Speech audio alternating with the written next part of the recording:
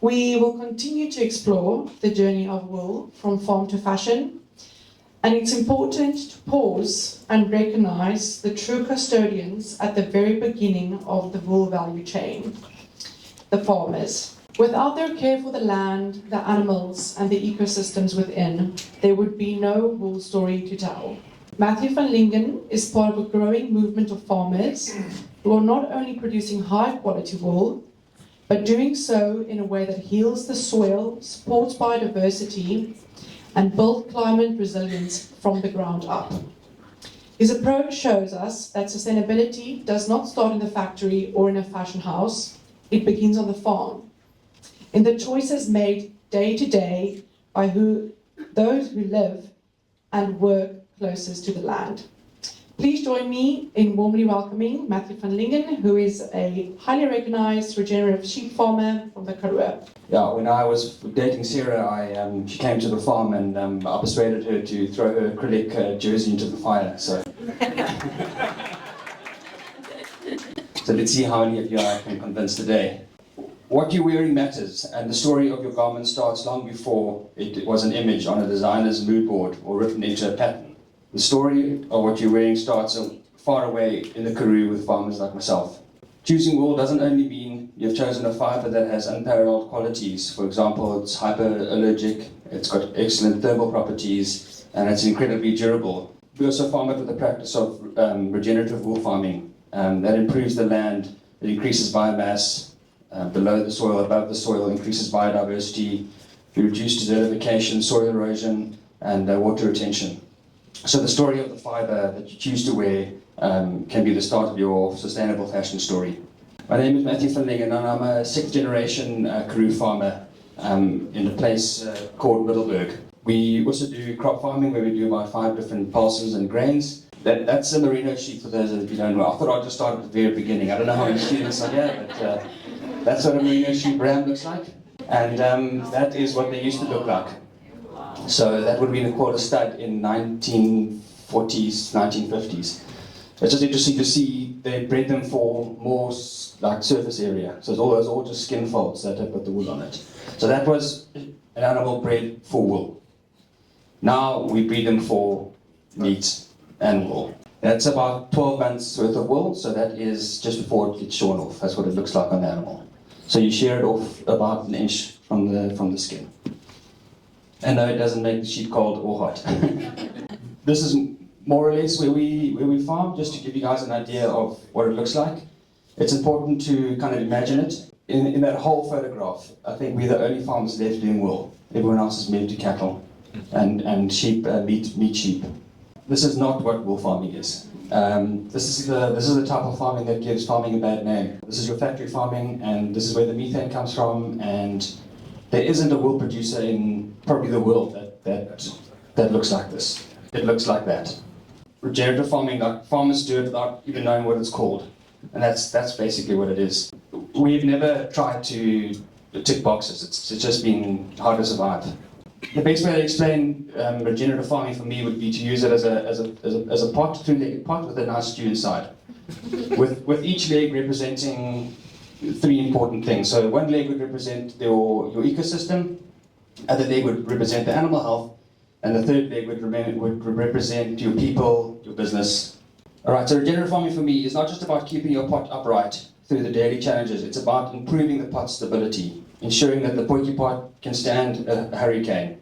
Sustainability is stopping it from falling, but regenerative farming is making it stronger and more resilient to being knocked over.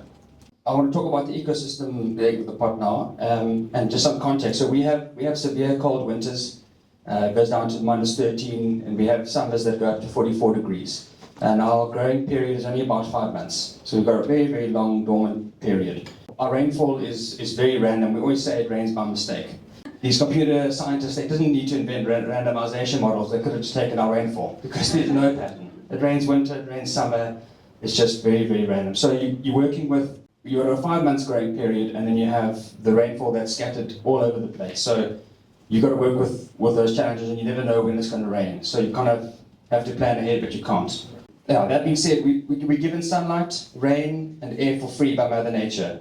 who's also my business partner. That's who I report to, and who I beg for mercy from.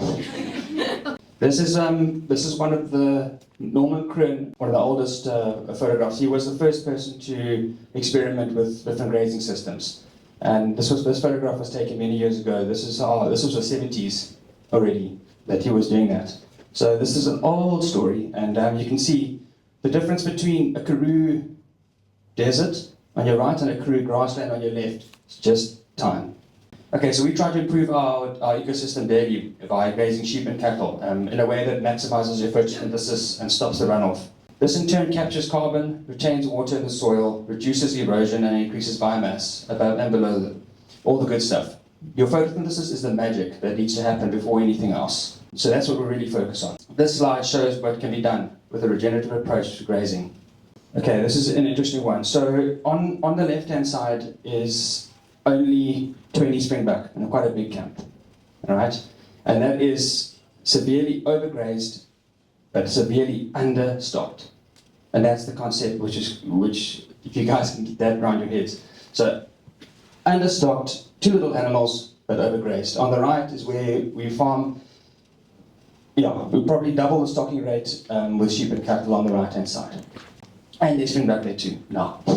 So and the reason why this happens is that once your springbuck are in there, or your animals are in there for a long period of time, they eat the best grasses first, and then they go to the next best, and they go to the next best, and they eat them dead. And so you end up getting soil, and once your soil is open like that, the rain falls on a hot summer's day, it burns off like a hot plate. Whereas if the rain falls on the right-hand side, you stop the drop. Your growth is exponential. Yeah, so overgrazing comes down to the time you allow plants to rest after being grazed. The Transkei is another good example. It's overgrazed and understocked. More cattle with longer recovery time for grasses would allow for much larger herds, and imagine the improved livelihoods. Imagine increasing the livestock in the Transkei and Ciskei by over 300% while reducing the erosion. This was in a study that was done. On the top picture was the year after my dad bought the farm, on the top. That's what he bought in 1970, I think 1972, I think he bought it. And that was in 2016 on the bottom, in a dry year. So that's the only difference that's happened there is just how he's grazed. So he's run more stock from day one that was running on the top, and just from time-controlled grazing, he's managed to grow all that grass and all that food. In there's bushes, and there's biodiversity there that's good for looks, they say. Students from the local agricultural college come on tours to go and look around there to see the split between the grass and the bush and all the biodiversity. Nothing but animal impact and rest. I'll give you some more technical stuff. So when the grass is growing fast, we move the animals fast. You don't want to damage them as they're growing. But the whole overgraze, undergraze, overstocked, understocked thing comes in when you got your dormant season and in your cold period or your droughts.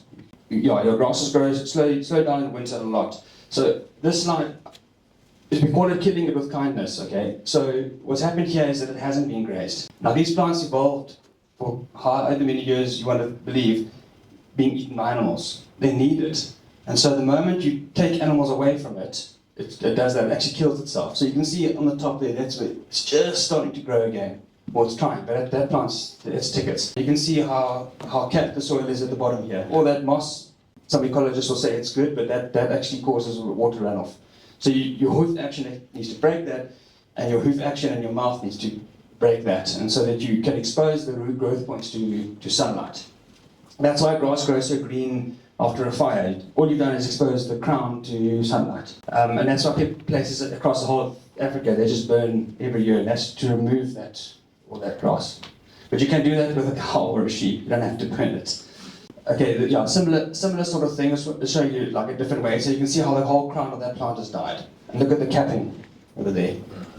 That is killed with kindness, not grazed. You need to graze your palatable grasses. You need to graze your ecosystems. They thrive in those conditions as long as you have the rest. Imagine herds of thousands of animals sweeping across the grass plains in a migration. They all pack together because of predators, but they're always moving because they're urinating on their food the whole time. And so that cause the movement and cause the hoof action. So we're just literally trying to copy that with what we do. So in brief, the ecosystem leg is strengthened by the time-controlled grazing. It's not about how many animals you have. It's not about how many animals you have, it's about how long you graze and how long you let it recover. Animal numbers has got nothing to do with your ecosystem. It's the time. This is one of my role models. You can see that's nature at the top, and this is mimicking nature at the bottom. That's what he does. He's got 400% more animals than what the stocking rate of that area. I've been to his farm. He's got fountains running out of places that used to have erosion. It's quite incredible. This is about 20, 30 years of doing it like that.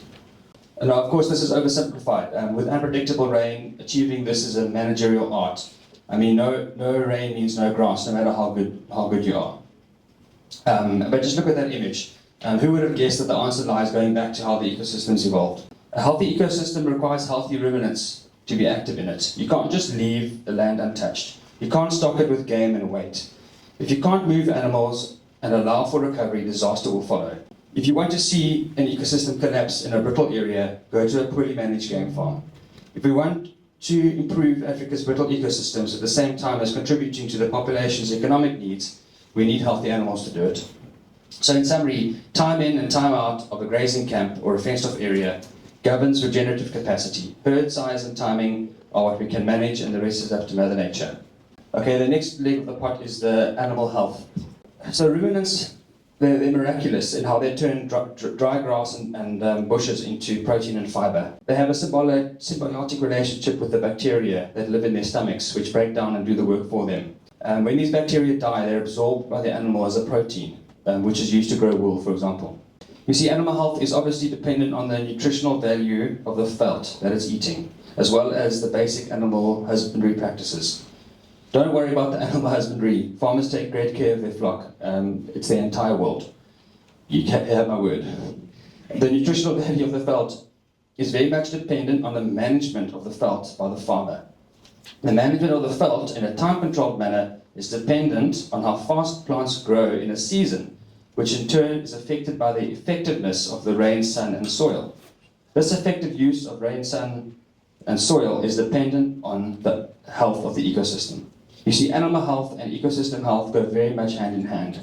The magic to improving these two regenerative farming legs of the pot is the way a farmer grazes his land. The way a farmer grazes his land in a time-controlled way, it might worry you, thinking now all those animals coming in and they're just taking off everything. Is that not the same as mining? Are you not just taking off minerals all the time? This is just something from ChatGPT. Okay, so you would think that they're taking off minerals as they eat the grass and you shear the wool and off the wool goes to China, but it's not actually the case. Wool is actually just air stitched together with carbon. It's 99% air. So it's just gases. The plant's just taking gases out of the air and out of the water, and that's all that you're actually shipping off. So I'm a crop farmer, so I know what it takes to grow cotton and even bamboo, and the nasty chemicals that are used in the amount of land and stuff. It's quite frightening. Sheep farming uses big areas of land. That's true, but almost all that land, there's only a ruminant can actually digest that lignin and that grass. There's no other use for that ecosystem. And if you leave it alone, it turns to desert. So you have to graze it. So although it uses large tracts of land, it's the best use of that land. Yeah. I was going to go to the business part of the leg. People are my passion. So none of this regenerative farming, healthy ecosystems, healthy animals is possible without people. More specifically, people who believe in what you believe. Building a strong team with shared values takes mutual respect and love. As a farmer, I can't do anything without my team. You have to reach out your hand and hold it there until trust and respect are built, no matter how long it takes. Without a healthy culture, forget about a healthy ecosystem and definitely forget about healthy animals.